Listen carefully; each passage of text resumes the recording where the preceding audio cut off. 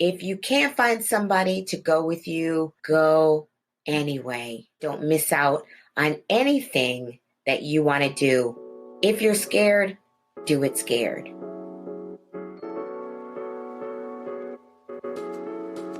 Welcome to Reinvention Rebels. Stories of brave and unapologetic women, 50 to 90 years young, who have boldly reimagined life on their own terms to find new purpose and possibilities. I'm your host, Wendy Battles. Ready for a dose of inspiration? Let's get to it. My guest today, Erica Bradley, is a kindred spirit, passionate about health and wellness, being of service to others, and empowering women to tap into their highest potential.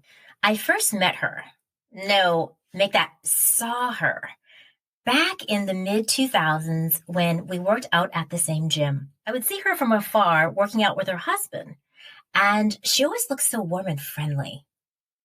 Who knew that this beautiful soul with the warmest of smiles and biggest of hearts would become a dear friend years later? Erica thrives on lifting others up, especially women, and always finds the best in people, no matter what their circumstances.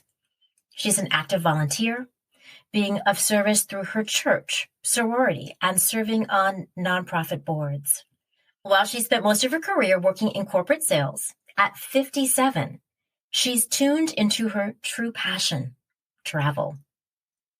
She shares her joy of travel and exploration with her family, but also with clients, helping them not just plan a trip, but to create an engaging, memorable, and sometimes life-changing experience. This inspiring Reinvention Rebel unapologetically lifts women up, has a deep sense of purpose, and has a vision for helping women take control of their lives to find happiness and satisfaction. Erica Bradley, welcome to Reinvention Rebels. Thank you. Thank you so much. Oh my goodness. It's so interesting when you see how others see you. So that just warmed my heart beyond words. Thank you. Thank you. Thank you.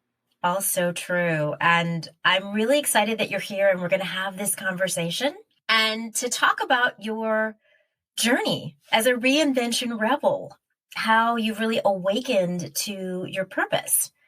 I think so many of us are trying to figure things out. And when we hear others' stories, we can often see a part of ourselves in their story. Oh, absolutely.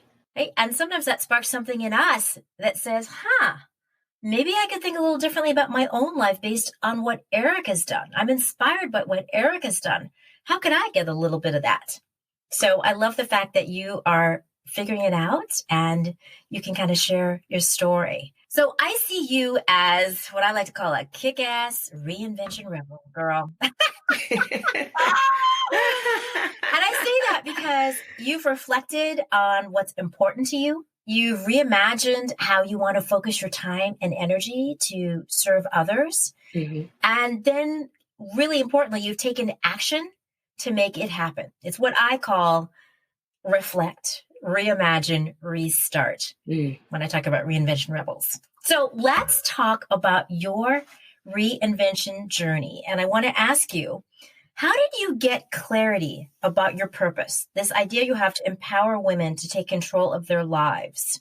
You know, I constantly ask myself those questions. You know, I think many of us can relate to either the car ride to work or the car ride dropping our kids off or whatever. And you, although you love your life and you appreciate your life, I mean, I really honor where God has me. But I'm always asking, what else? What's next? Or if you are scrolling through Facebook or scrolling through Instagram and you see these fabulous pictures and people doing all these kinds of things, you can't help but say, why not me? But instead of taking it from an envious perspective, or as the kids would say, don't hate, you have to just realize, okay, this is where I am, but where do I want to be? And you have to also, I had to remind myself that nothing happened overnight. So I started journaling and I would write, the things that excited me. I wrote the things that I didn't like. I wrote the kinds of people that I liked to spend time with. And then I realized you need to spend time with people that will allow you to have those kinds of conversations like you and I have had. Spend time with people that you can bounce questions off, and you will get to the place where your life is looking more like what you want it to. It starts to feel good. It starts to feel better in your gut. And then I think, girl, when you get to a certain point, you stop asking for permission. You're like, okay, what I'm doing now might look good from a corporate perspective. It might look good from, a world view, but it doesn't feel good to Erica. So I'm gonna chip away at that, because it can't. Again, nothing happens overnight. My girlfriend has a Facebook page. It doesn't happen overnight. I love that, and nothing happens overnight. Little by little, you'll start to realize, okay, I'm not at my purpose yet, but I see it at the end of this tunnel. That light that's at the end of the tunnel. You just keep walking toward it. And if I said to you that I'm there, that would be a total lie. That would be a total lie. It's like a journey. It's a constant journey, but you got to give yourself permission to stay on that path and do the things that you love to do. Even if it's part-time, even if it's from a voluntary perspective, do those things that you love to do. Do what you love and the money will follow. That's an expression too. Yeah. Do what you love, the money will follow, right? And I really think that is so true. And the other thing is, along your journey, as you're climbing, lift as you climb. Lift as you climb. Lift others. Bring somebody else along. Tell somebody else, you can do it. I love that. You can do it. You can do it. So I'm still doing it. You're still doing it. And that's so you are, I always feel inspired by what you post on Facebook and how you're always encouraging other people. And when it's one of your friends' birthdays, the beautiful posts that you write about them and what they bring to the world and how they inspire you. I feel like you really live that idea of lifting others up. And that's one thing that always warms my heart. If I'm feeling bad, I'm like, all I have to do is look at Erica's page, because Erica is always about being positive and lifting others up. I hear you too when you talk about that this is a journey, that this is an evolution, that, we don't have to necessarily feel like we have to rush, because things, if we allow it to happen, things can unfold for us. It's been done for me. I've got women in my life that always lifted me, that always encouraged me when I have those moments where I don't feel like I'm doing the best, or I've made mistakes. Instead of looking at a mistake, I never came home and was chastised for a mistake. If it was a mistake that I made when I was attempting to do something positive, right? I have my sister, Karen, who always, no matter what, encourages me. It's okay. Do it again, try again. If it's something that you're trying to do that's positive and you make a mistake, you just continue to do it. So if that's been done for me, if I've been encouraged that way, I believe it's my duty to encourage others. I think the beauty of surrounding yourself with beautiful women like yourself, the beauty of aging, it's the time that you realize that you don't have to rush through anything. When you rush through things, you make mistakes. When you don't take the time to reflect on the error that you might have made, and it might be an error to you, it might be a work of art to somebody else. So just take the time to reflect on whatever that is, and you'll see that there's a lesson in it. So if I know that, and I've always been encouraged that way, it's my duty to share that with others. And I'm a mom. If I don't tell Zaria that, if I don't let her see my hiccups, how is she going to realize that it's okay for her to make them? You bake a cake, and you put an ingredient in there that you didn't think was supposed to be in there, right? And you taste the cake and you're like, this cake is good. It's just really about encouraging other people to just keep going. Just keep going. That's so powerful, what you said about being that role model for Zaria, that this isn't about being perfect, but it's about those lessons that we can learn Because I also heard you said it's about being more mindful and paying attention to what's happened, and also about giving ourselves some grace. Yes. Yes. Grace is huge. That's a hat you've got to wear every day. And you've got to forgive yourself. You've got to empower yourself. You've got to ignore the background noise a lot of times. That noise, someone else's standards that they place on you, the world's standards, it will cause you so much stomach acid. It's not even funny. You've got to write that script yourself. You've got to determine that for yourself. Your journey isn't going to look like anybody else's. My journey doesn't look like anybody else's. My journey doesn't look like what I thought it was going to look like in when I was in my 20s and 30s and 40s even. It evolves. You evolve. And that's the beauty of it. The other thing too, Wendy, my mom wasn't here at my age. I lost my mother at 56. And she was brilliant and she was beautiful and she was bright and she was encouraging. And so it is my duty to just live every day to its fullest, because it's a gift that wasn't given to my mom. So I'm doing it for me. I'm doing it for her. I'm doing it for Zaria, and, having a good old time doing it. I love it. I love that you have this legacy of this modeling with your mom, with your sister, with other women in your life, and that you're then modeling that in your own life for Zaria is so powerful. What do you think our world would look like if more women felt this sense of empowerment? First of all, I think our world is pretty awesome, to be honest with you. I know that there's a lot of craziness. There's a lot of political tension, regardless of where you fall, which party you fall on. I know that we're in the middle of a pandemic, right? But really, if you stop and you take a look at where this world is, it's pretty awesome. And you look at a lot of the work that's been done already. That's why this world is awesome. You look at, we are celebrating the anniversary of the women's right to vote, right? When I am part of Delta Sigma Theta, 22 college-aged women marched down Pennsylvania Avenue. That was our first public act. They were in their 20s, in their late teens, early 20s.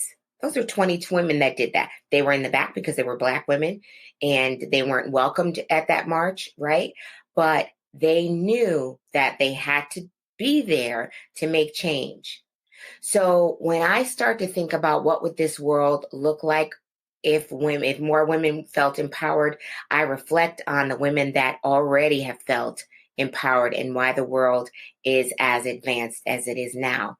Now, I think when we start to look at ourselves as the CFO, Chief Family Officer, that's what I call it, the Chief Family Officer, right? In our families, whether you're a family of one or you've got a husband and 5 children, doesn't matter. Because you can be a family all by yourself, When we start to look at that and we start to realize that we are the ones that are really making this thing go. We're making the decisions, the healthcare decisions, the financial decisions. We're buying property. We are voting. We're taking people to the polls when we go. We are changing the way we eat. Therefore, we're changing the way our family and our friends eat, just simply by being around them and continuing to talk to them about the importance of that. When we continue to have conversations about, yes, you can do it. I know that idea that's swirling around in your mind might seem crazy. I know you can't really think about how you're going to monetize that right now. Try it anyway. Do it anyway. So I think the world looks the way it looks because women have always been in power. Women have always felt empowered. We just have to let the person next to us that doesn't realize that we've been running the show, let them know we're running this show. I love that. We are running the show. We're running the show, whether the person realizes it or not. Because the other thing we do, we're charming, right? So we have a way of getting what we want and need and letting you think that it's your idea. And guess what? Who cares about getting the credit? I think we get hung up on that. I don't need a billboard that says, oh, this was Erica's idea. As long as the end result is something that looks good and feels good and works for me. Keep it moving. We spend so much time on getting credit, or they didn't acknowledge me, or they didn't this, and you're still running the show. I hear you when you say that. And part of what I hear is that there's a lot of ways that we can feel empowered. It's not always this one route of, I was in charge and I did all this and I'm out front.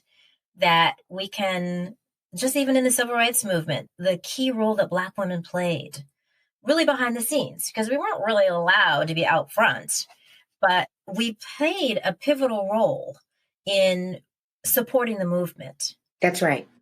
And I think that it just goes to show you that, each of us has as you pointed out earlier, we're all on a different journey. We're all figuring it out, but there's all a way that we can make a difference. There's all a way that we can be empowered and help others to be empowered, whatever that is, right? It's up to each of us to kind of figure it out. Think about the civil rights movement, right? Rosa Parks, Harriet Tubman, when you think about how many trips that she made back to rescue others out of horrific situation, right? She didn't do it going back. She did it quietly. Yeah. She did it quietly. Rosa Parks sat on that bus quietly, refusing to move. Quietly. And I think a lot of times we want to be the one out front. We want to be the loudest. We want the accolades. That's fine. That's fine. There's a role for that too. And that's beautiful. We need to respect the person that's quietly behind the scenes making moves also. And when we are the one who's behind the scenes making moves, maybe our name might not be in the paper. Maybe our name might not but you have to be comfortable with that person wouldn't have been entitled or empowered to do that if I wasn't behind the scenes taking care of this, or if I didn't quietly make this move. Going back to the cake analogy, there are many ingredients in the cake. You see the frosting, but you don't know anything you might not see the sugar when it went in the bowl. You didn't see the butter when it went in the bowl. You see the frosting, but the cake would not be the same without the sugar, without the butter, without the flour, right? You got to know your place, be comfortable in your place, and brag on the inside. That cake was good because I was there. Love that. That's such a great metaphor for this notion that we all can make a difference. And I think especially now, with the movement for racial justice and Black Lives Matter and many other things that are going on in our society. Some people are out front and they're marching and they're protesting. Lots of other people are just as passionate and supportive, but maybe that's not where they feel comfortable, but they're contributing money or they're writing letters. Writing to their congressman. Exactly. So I think there's so many different ways that we can feel empowered, whether it's out front or it's behind the scenes. So I really love this notion of this cake. And, we all can be an ingredient in that cake, whether it's the frosting or it's the sugar and the flour. And hopefully it's all natural. Exactly. The other thing too, I think when we're talking about how can we empower women, we can empower women by just what you just said, Wendy, really respecting women, respecting our sisters where they are. Don't try to change someone because you're out front doing this. Don't belittle the person or don't be void of the respect that the other person deserves because they've taken a different path. So we can empower women or empower ourselves by empowering others. Take a minute. It only takes a minute. Let me see what her contribution is. Very often, because she's doing that, because she's out front doing something, she needs help somewhere else. You can do that. You can do that instead of trying to join where maybe it doesn't even feel 100% authentic for you. You don't really know how to show up in that space. So you're not going to be as effective as where you authentically are. And you got to be comfortable with that. And I really feel a lot of that just comes with time. It just comes with time and people like you who allow us to have these conversations. Yeah, I think that is true that because I certainly feel like, as someone in my 50s as well, that I've gotten much clearer about my purpose and how I can add value. And it's not necessarily out front. Like it's not necessarily, you know, in a march, walking down the road, which is so critical. Like that's such a critical part of this movement. But I feel like I'm a very powerful behind the scenes person. Yes. And I feel like I can use my voice in powerful ways that can be just as effective. So you were Absolutely. so right about kind of figuring it out. So this really goes hand in hand with empowerment. The reinvention rebels I know are unapologetic about going for their dreams and desires and figuring out how to make them happen, like you.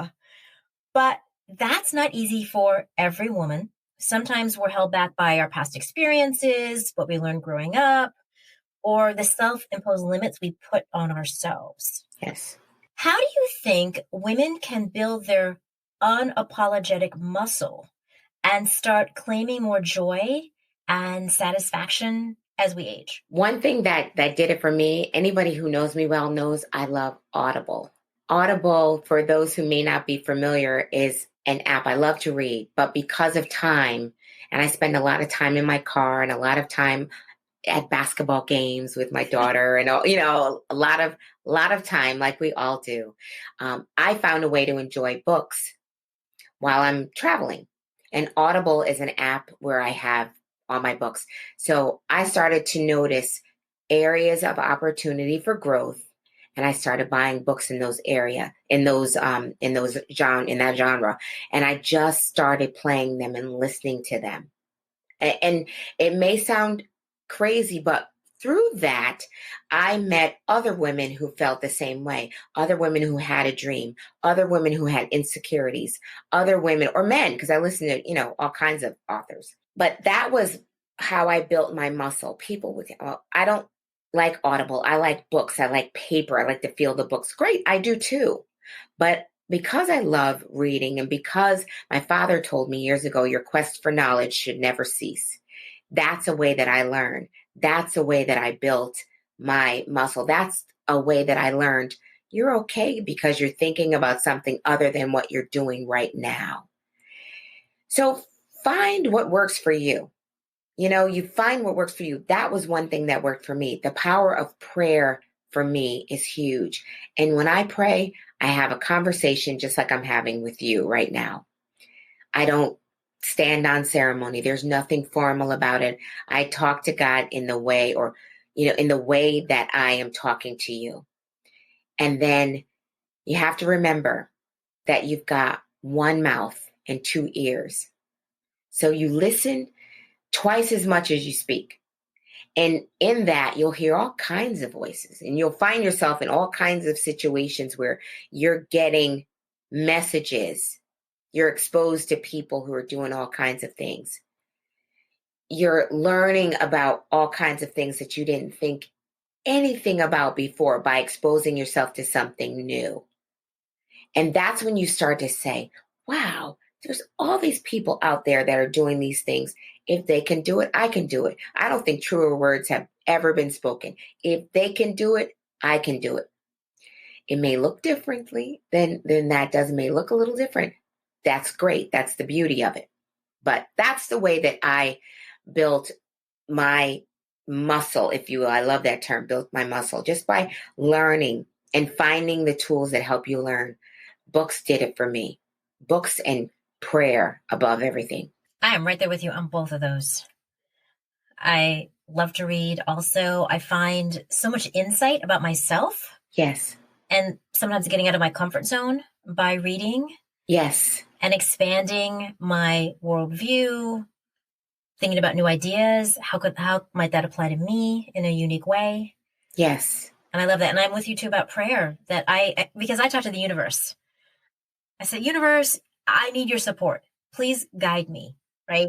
And then that listening that you talked about, I love that. We have one mouth, but two ears, because I think so much of this, how we become braver, more unapologetic about what we want, is listening to that wisdom that, for me, what I call whispers from the universe, like bubbles up. Yes. And if I'm more quiet and still, I can hear it. Absolutely. Because I can get busy and run around. And one thing I found about the pandemic and working from home, it's really been a gift.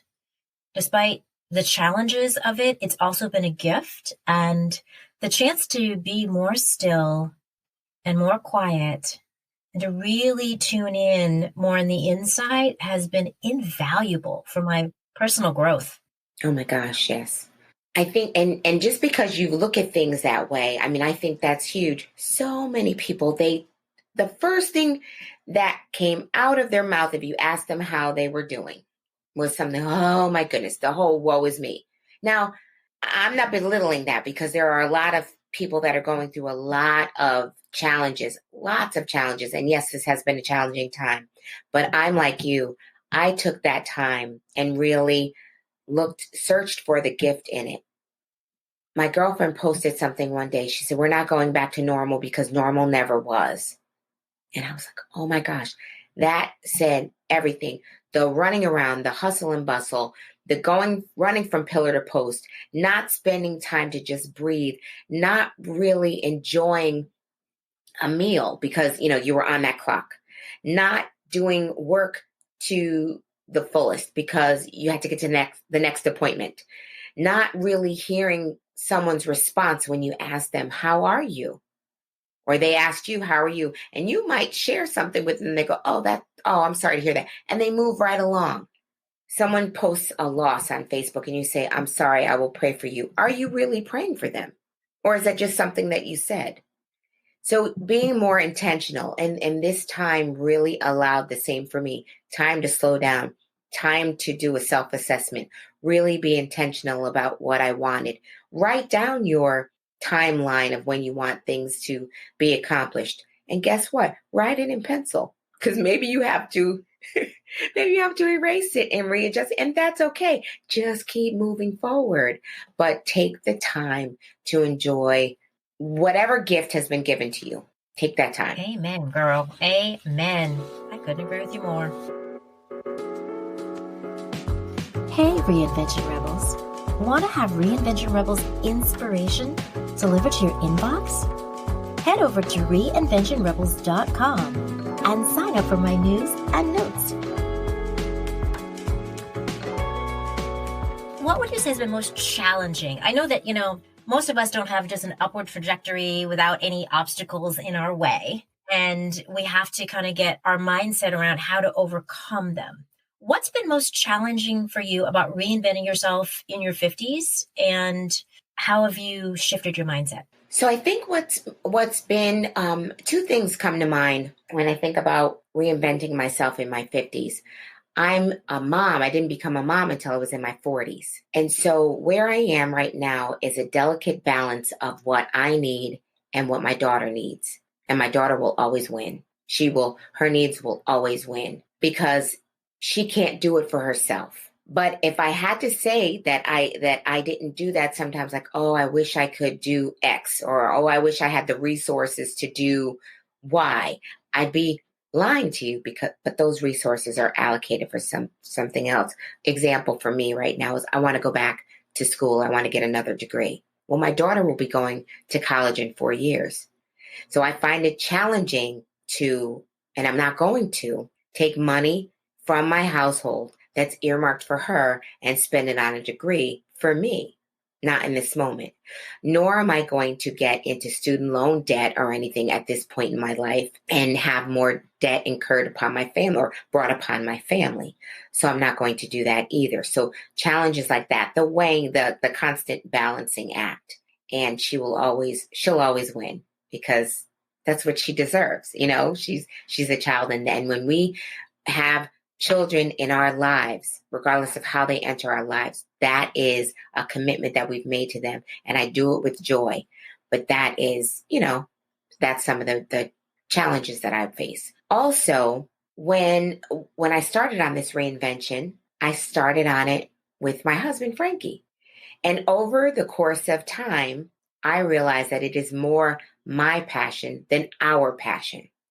So I had a little bit of a struggle with how do I include him without alienating him, without having a problem with the fact that it is not necessarily a passion of his as much as it is mine, but yet it is still my passion. I'm still going to pursue it. Thankfully, he is the kind of person that's very encouraging, and he kind of just lets me rock out. He knows his wife has tons of crazy ideas. He lets me rock out and do what I need to do, right?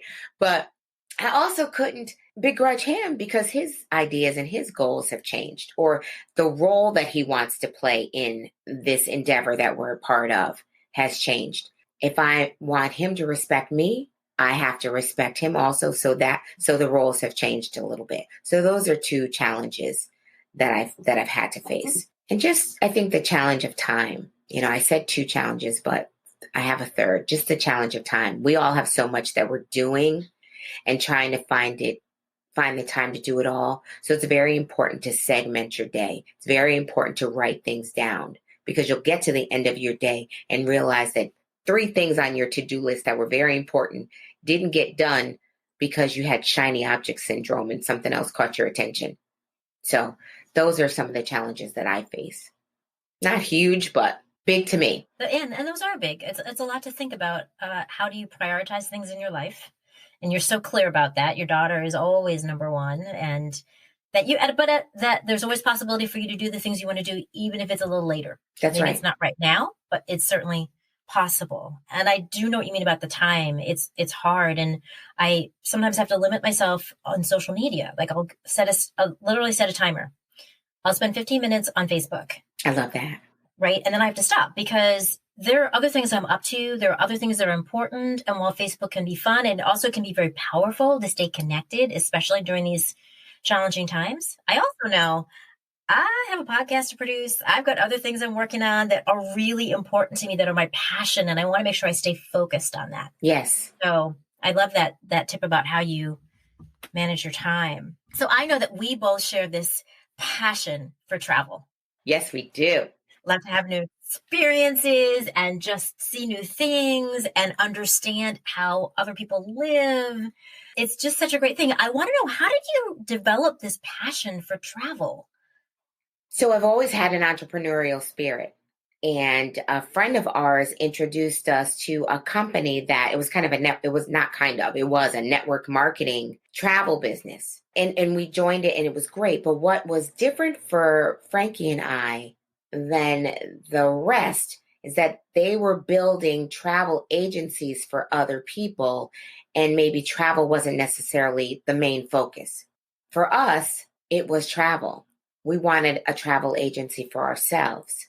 So I investigated, how can we have the same business model and help anyone else who wanted to open their own agency. I can still do that, but I really want to help people get to that destination. And so I had to look at, because there's tons of travel agents. I had to look at then, how could I make myself different and unique in that space? What is it that I like about travel? So I like bucket list travel destinations. I like that person that says, I've always wanted to go here. I haven't had a chance to go here. I've been saving for 2 years. This is where I want to go. I'm not really that person who wants to just take that quick spur of the moment trip. Certainly I can do that too.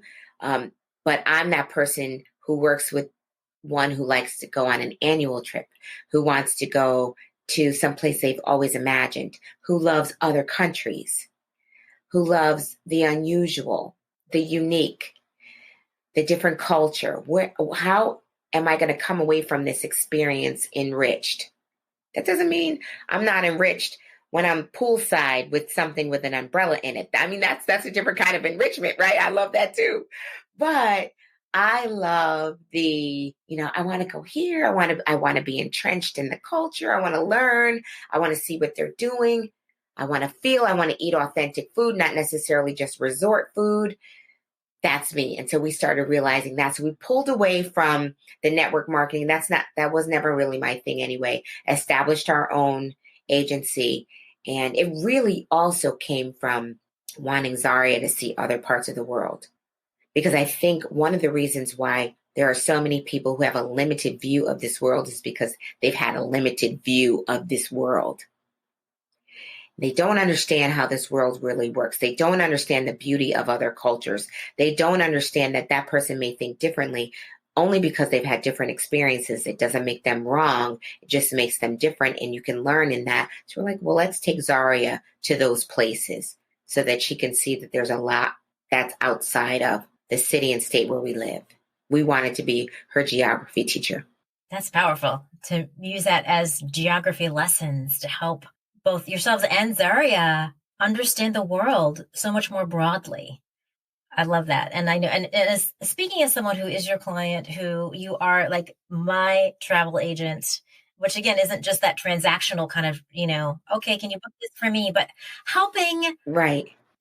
Bruce, my husband and I create these experiences. Like, that's what I love. You're like, okay, Wendy, what is it you want to experience? Why is this trip important to you? What do you want to feel like you've done when you come back? What is it you want to feel? Like, so it's not just saying, okay, well, when do you want to leave and where do you want to go? But I appreciate that you try to really understand what it is we want. You and Bruce have really helped me get my sea legs in that regard, because you were one of the first clients that started talking to me about, okay, so we don't necessarily want to stay at the traditional hotel. We want something different. I want to be able to, experience the culture. We want the food. We want the language. We want all of that. We want to take a train from one country to another. You were one of the first customers, and I was like, oh my God. And the excitement that I got by working with you is part of the reason that, that fueled my passion to bring that to other people. So I have a huge debt of gratitude to you and Bruce for that, wow. And that you continue to return, because you could go anywhere. You can work with anybody, but thank you. I know, girl, but you are like my lifetime person. You are my person when it comes to travel. And I mean, I know none of us are traveling right now, and right, we're kind of on our, but we're a little bit of a hiatus right now, but that's okay. We're in planning mode. We're in planning mode, and I already have all these, so many places I want to go. Things I want to do and see. I've never been to Africa. Yes. And there's so many countries. I mean, there's so many countries just in Africa. My gosh. Between South Africa, and I'd love to go to Kenya, and I'd love to, be in West Africa. Girl, just that alone. And it's not like that's just one trip, right? You can't go see the whole continent of Africa in like, you got to pick and choose. But I already, can envision so many amazing experiences in our future. So I love that you're like that person that can help me. Because again, it goes back to how can we empower each other? How can we work with other people? I get the value of your expertise, and I get to also support you. So it's that win-win as women, how we can really support and empower each other is like, ooh, I love that. And you bring up an interesting point, because I love that too. Going back to how can we empower each other and help each other, support one another's businesses too. Support one another's business. I love that about you. I have a lot of respect for that, because there are a couple of brick and mortar stores that I go to. Are they the cheapest? No, they're not. But there's so much value in service. There's so much value in being able to go back to someone and ask a question. There's so much value in what that person has put into the blood and the sweat and the tears that they put into building their store. We need to realize that the reason why they can't be as quote unquote competitive as we might think that they should be is because they're not the big box store. They're not buying their stuff in bulk. You're not finding someone with absolutely no experience, no understanding, no knowledge when you ask a question about a product or service. And there's a lot of us that are really doing lots of things. I love natural skincare, natural hair care products, and nutrition and clothing and all that stuff. And find a woman who is trying to make it, who's finding her niche. This is her passion. Do you have to support her all the time? No.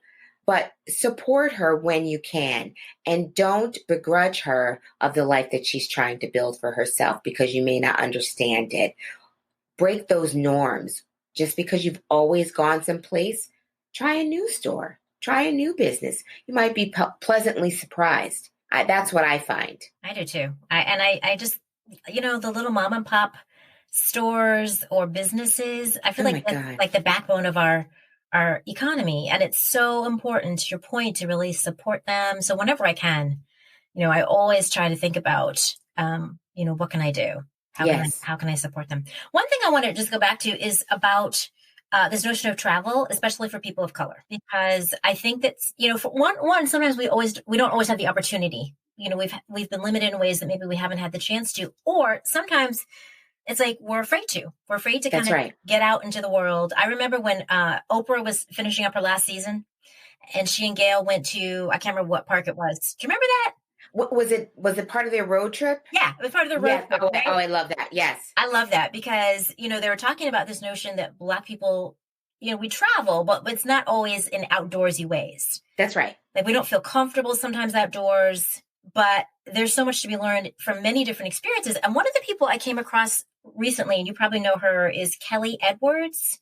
Do you know Kelly Edwards? I don't think so. I just stumbled upon her. She is this amazing, dynamic Black woman who was the first Black woman to host a travel show on the Travel Channel. Wait, I can write that I was down. like, How can I remember her? Yes. I know. I didn't know her either. And I don't watch a ton of TV. So maybe that's one of the reasons why, but she is a pilot. She got a pilot's license.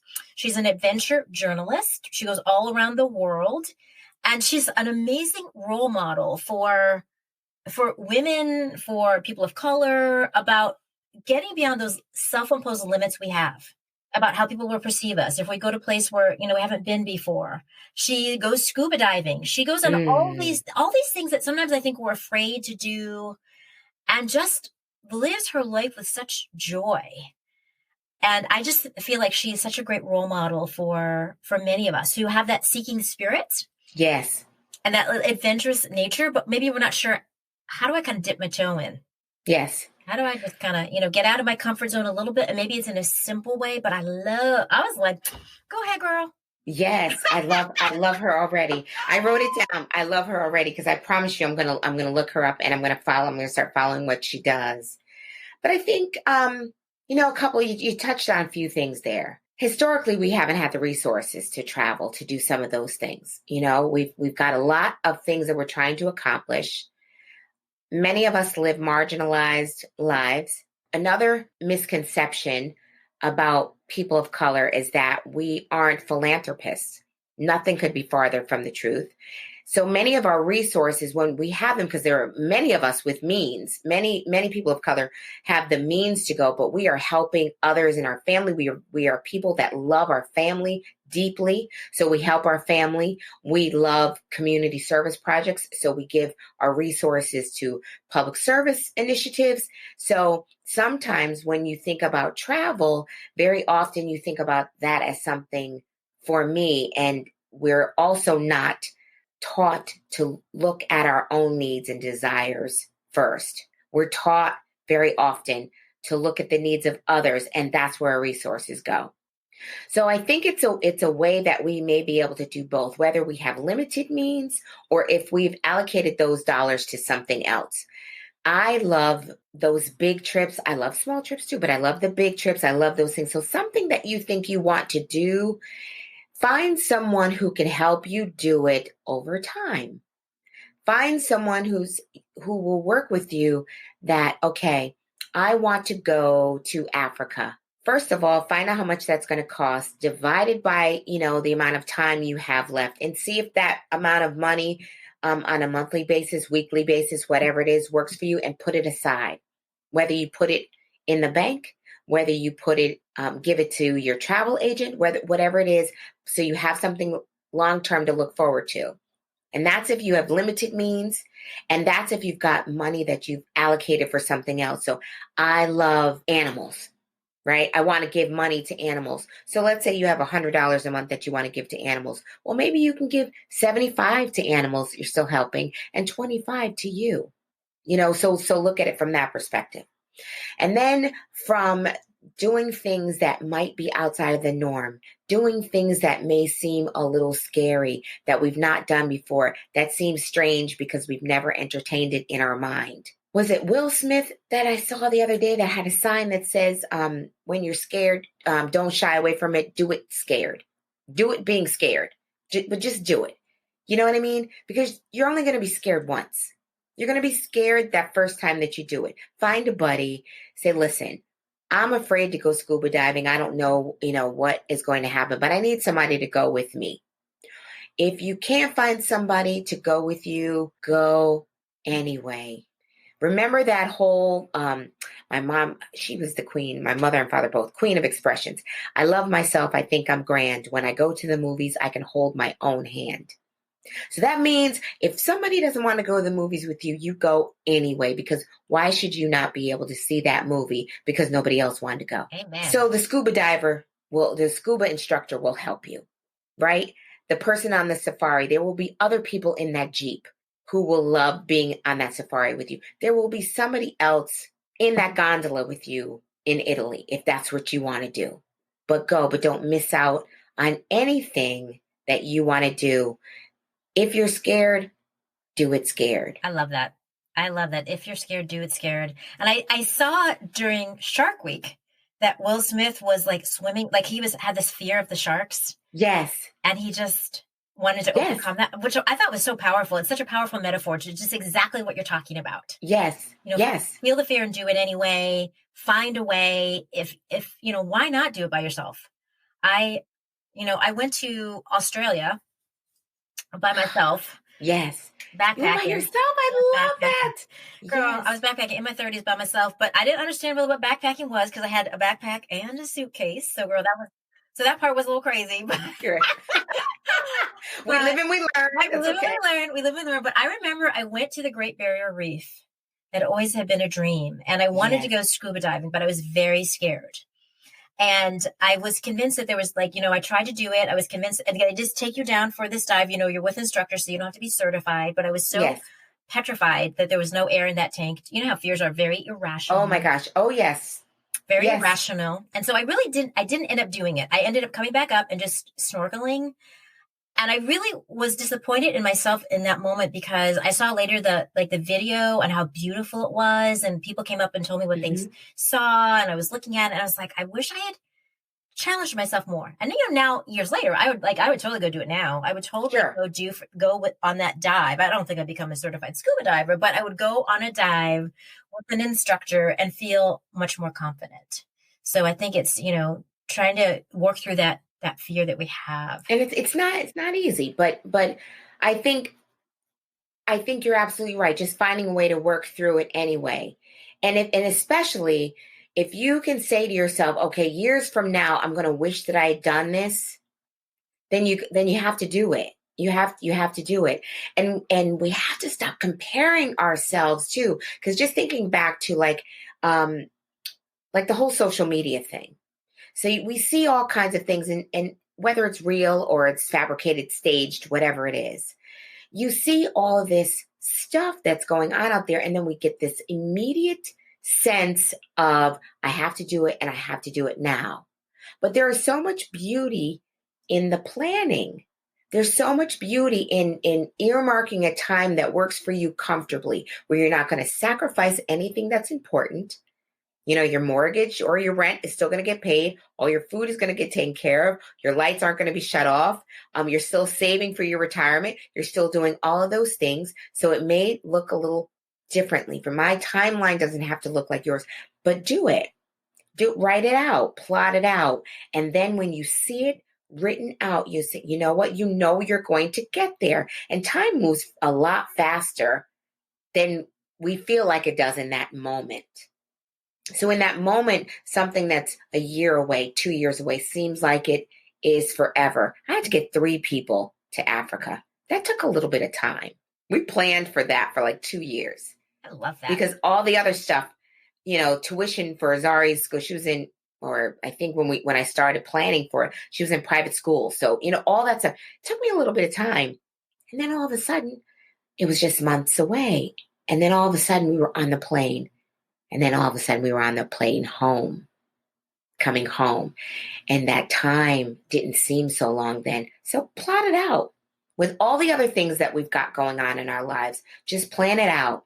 But that's another misconception, that I wanted to just dispel, that we can't afford it because we absolutely can, that we don't have the resources because we don't have the resources. No, we are people who have the resources, but we're doing lots of things with those resources. And there are lots of people like Miss Edwards who this is their life. So we got to stop believing what we heard that, people of color don't do XYZ. We do all of it. Exactly. And we do it beautifully. Yeah, I think it's just changing that story or that narrative. That narrative, yes. Whether it's about, how you perceive yourself as a Black person and traveling, or it's about being, what we can do as a woman, and the self-imposed limits, we can always change that narrative. And so many role models, whether they're younger than us or older than us, there's so many people that we can, again, see ourselves in their stories and have a little more courage because of if they can do it, you said that earlier, if they can do it, I could do it too. And then also, and you said a mouthful there, different age groups, because we a lot of us feel like I've gotten to this point, so I can't learn anything from someone younger. So not true. You are missing out on something huge.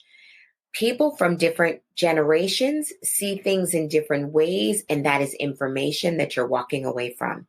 So younger people, have younger friends. They can teach you so much. Have older friends. They can teach you so much. Have friends in different races, different religions. That's how we become empowered. We become empowered with information, and a lot of the information comes from, if you only engage with people who look like you and think like you and are in the same, chances are good they have the same information that you have. And the more I engage with someone who's younger or someone who's a different race or whatever, and then I bring that back to my circle and share that with, then they grow also. I love that. Collective wisdom, gaining wisdom in many different ways, and then bring it full circle, going back and sharing with people. I love that idea. I like that expression, collective wisdom. Absolutely. Yeah. Yes. Right? So I want to wrap up our interview because, we could talk forever. This has been so much fun. God, I love it. You are just so brilliant. You're just so present. You're so positive. It's so empowering. Like, I'm learning things myself. That's why one of the reasons I wanted to have this podcast. It's about trying to empower other women, but it's also empowering myself. And I'm so excited about your podcast. I am so excited because of Audible, and I listen to stuff all the time. I'm going to be tuned into your podcast, and I'm going to share it with everybody I know, because the women that you're going to be interviewing, that's that collective wisdom, right? That's what we're going to be getting. And I'm going to feel like I'm having that conversation with them myself through listening to your podcast. I'm so excited about it. I love it. So here's my final question for you. Mm-hmm. What's your favorite go-to strategy to get refocused when you start to go down that path of getting down on yourself? Which probably doesn't happen that often because I know how positive you are, but I know we all, no matter how positive we are, no matter how much we have a connection to something bigger than ourselves, no matter how much we have our dreams and desires, sometimes, especially I have to say in menopause, because I've come to realize that, one of the things that happens is mood swings. Yes. Like you can feel really up. You can feel so good. You're like, I'm doing it. Yes. Like you can conquer the world. And then all of a sudden you're a shrinking violet already. All over again. Yes. So even when we feel empowered, we all have our moments when we feel a little less confident or somewhat unsure. What do you do to kind of get back on that path of, yes, I can do it? Yes. I read the word. I read the word of God. I really do. And I pray and I journal. First of all, I write my feelings out. And then I have around the house in different places little scriptures that will remind me of exactly who I am and whose I am. I don't belong to Erica. I belong to something much bigger. And I remind myself that I can do all things through Christ who gives me strength. I remember that to whom much is given, of him much is required. Right? I have those scriptures that I go back to. And so I remember that I can do all things through Christ. And I look around and I say, to whom much is given, much is required. So I can't rest on my laurels. I never can. I write down my feelings. And yes, I have those moments where I feel just defeated and I feel like I can't do it, or that it's taking me too long to do what I want to, or the outcome doesn't look like what I thought it was supposed to look like. And then I remember that ultimately I'm not in control of that. And the outcome is exactly what God wanted the outcome to be. Maybe that's not what Erica wanted it to be, but if I remember that I'm not in control of this whole thing called Erica's life, then I remember that nothing is going to happen to me today that God didn't ordain. And that's always my go-to. Can I say to you that I immediately go back to that? No. Sometimes I have that pity party. Sometimes I have that pity party. And then just like they used to do in the club when the lights came on at 2:00 and they said, you don't have to go home, but you got to get out of here.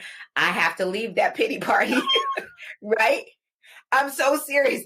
You have to leave that pity party because the party's over and you have to go back to reality. And my reality is exactly what God has called me to do. And I get back on my game and I start all over again. I love that, girl. I love that. I don't think God's ever been compared to the party and then at the club at 2:00. So I'm sorry, God, but that's exactly. But I know what you mean, and I know what you mean, and I hear you when you say it's your sense of faith that helps you refocus. Yes. That, and I feel the same way about my Buddhist practice. Right, it's that same concept of this deep sense of faith that I sometimes go down that path of I can't believe this. This is so terrible. Right. But then I need to just step back, read something that's encouraging and refocus on this sense of faith. Yes. That that anything is possible and that, anything is possible. Yeah. And get a prayer partner. I would tell people to get a prayer partner. I have a woman that I talk to just about every morning. And sometimes we talk for longer than we intended because we catch up on like the day before. Someone I've been friends with her for almost 30 years. But this part of our relationship is new. And at some point during the course of that brief conversation in the morning, she and I, we pray about the things that are concerning to us, and it helps to get it out. That's almost like journaling for me. But it's just like your Buddhist practice. It's your faith that brings you higher, and sometimes you need another voice to hear so that you can touch and agree upon what you're asking God to do for you or asking the universe to do for you. And you feel empowered because that partner is going to encourage you and it might need to be somebody different, somebody that's not always so close. Like Frankie and I pray together, but when I pray with my prayer partner in the morning, it's very different. Sometimes it's things that I don't always share in the moment with those others that are really, really close to me too. I know you said last question. I know. I just wanted to throw that out there. That is so great. And I have something very similar with like some fellow Buddhists that we just connect in the morning and we'll send each other inspiring quotes, just like we were talking about earlier via text, right? That we'll support each other that way. And so I have a whole, list of people that I check in with in the morning, even if it's just via text. We don't actually talk, but it's that same sense of connection, right? That connection. I'm not alone. There are other people here to support me, that when I really am struggling, instead of just having that pity party, that's the moment for me to reach out and say, you know what? I'm really struggling with this right now. How might you encourage me? Could you give me some words of encouragement? So I think we don't have to be alone, like as human beings, period, as women, especially, because I know many of us have like these big communities of people that help support us and encourage us. And other people, maybe they don't have that same network, right? They don't have that same level of, but who is it? Who is your person? That's right. And I have a lot of people in that manifest in so many different ways that help lift me up. Yes. That would be easy to do with you though, Wendy, because you're one of the most beautiful people I know. You have one of the sweetest souls of people that I know. I just really, truly admire you. You are such a gift. You're a gift. And I feel the same way about you. Like it's just such a mutual admiration and love. Like you are just always. I'm feeling down, go on Facebook. Let me see what Erica had to say today. Because Erica always has something good to say. Thank you. Right? Erica is always spreading love. And that just, it warms my heart, girl. I love it. Thank you. Thank you. Where can people find you if they want to connect with you? And where can they find you online? CrimsonWorldTravel.com. Erica at CrimsonWorldTravel.com. So Crimson like the color red, CrimsonWorld.com. worldtravel.com. This is great. I can't thank you enough. I really can't. I am so inspired. Thank you. I can't thank you enough for including me in on this. Your podcast is going to be revolutionary and it's going to help people so much. And the fact that you thought enough of me to include me means everything to me. So thank you, thank you, thank you. This was a beautiful way to spend my morning. Hey, amazing listener. Loving what you're hearing? If the Reinvention Rebels podcast has you feeling downright rebelicious and ready to embrace your inner Reinvention Rebel, please take a moment to rate and review the podcast on your favorite podcast platform. Hey, Rebel. If this episode inspired you to think about what's possible in your life, I'll share a little secret. Any of us can reinvent ourselves no matter where we are in our lives, any age, any stage. We just have to decide to get started. Here's a super simple way for you to get going with your reinvention dreams. Download my audio, 5 questions to spark your curiosity and inspire your reinvention journey. I share 5 key questions that will spur your thinking, help you uncover your dreams, and motivate you to take action. Because if not now, when? Details in the show notes. Let's get inspired together.